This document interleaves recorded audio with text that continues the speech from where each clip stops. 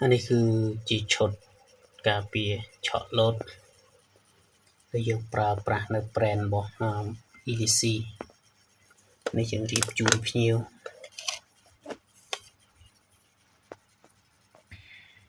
ดิสงเตอร์เมย์เตียบอกกอดนั่นคือตามกอดปรับคือ30 ปีเปียให้ខ្ញុំ ជ្រើសរើសប្រភេទឆក់លោតហ្នឹងគឺ20 ปี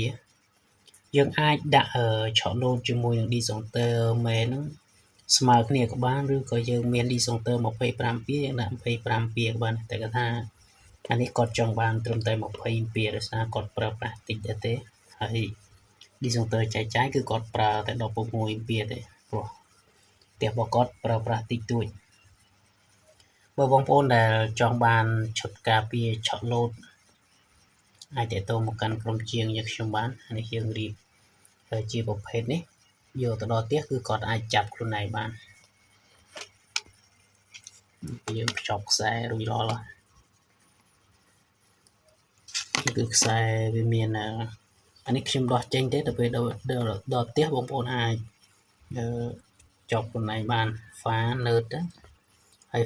nerd នេះបងប្អូនអាចប៉ុងក៏បានឬអាចប្រើ room នៅខាងនេះបានដែរប្លន់នេះក៏បានដែរនេះឈុតឆក់លោត